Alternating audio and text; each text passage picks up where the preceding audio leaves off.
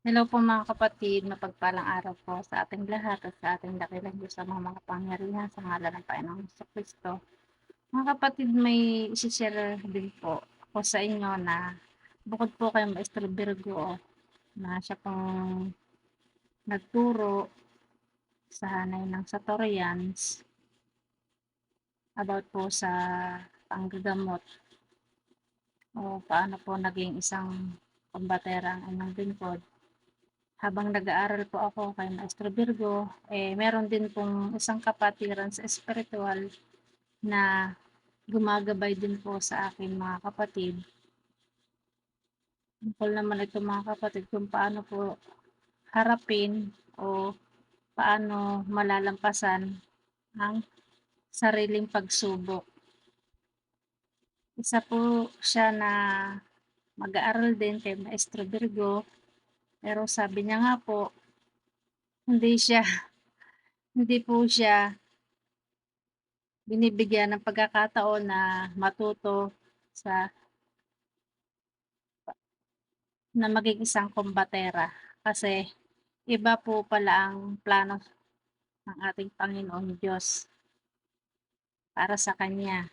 Siya po ay naging isang guro ko po sa spiritual din kung paano po mapapaunlad ang sarili natin sa pananampalataya, kung paano po maisuko lahat sa ating Panginoong Diyos ang lahat-lahat na meron sa atin. Kung paano po ma-build ang buong faith natin, buong faith ko sa ating Panginoong Diyos. Kasi sa bawat pagkakataon po na may kinakaharap po akong pagsubok, nandiyan po palagi yung isa kong kapatid sa espirituwal, lagi niya po akong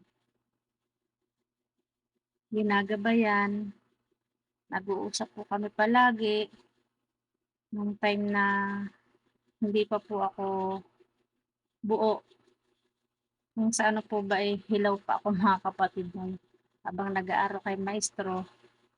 Malaking tulong po ito sa akin mga kapatid kasi dun din po nabuksan yung kaisipan ko na magkaroon po ako ng karunungan na galing sa ating Panginoong Diyos na siya po ang naging instrumento ng ating Panginoong Diyos. Itong isa kong kapatid sa spiritual.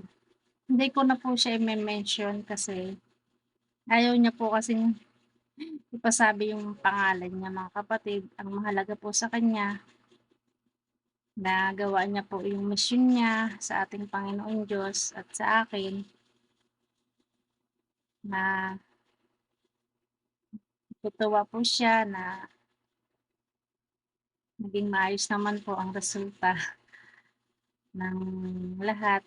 Kasi ito na po yung bunga, bunga mga kapatid kung bakit po talagang ngayon po mga kapatid, pinagpapasalamat ko po sa ating Panginoong Diyos. Ang lahat po ng mga tao na ibinigay niya sa akin bilang instrumento niya para po maganap din po ang kalooban ng ating Panginoong Diyos para sa akin mga kapatid. Kaya ngayon po mga kapatid, ako po yung nagpapatotoo at isinishare ko po sa inyong mga kapatid na kailangan po talaga ng instrumento na isang tao na magpapatotoo kung ano po yung katotohanan at plano na gustong ng ating Panginoon Diyos para sa lahat, sa bawat tao. Yun lang po mga kapatid, sinishare ko lang po ito sa inyo.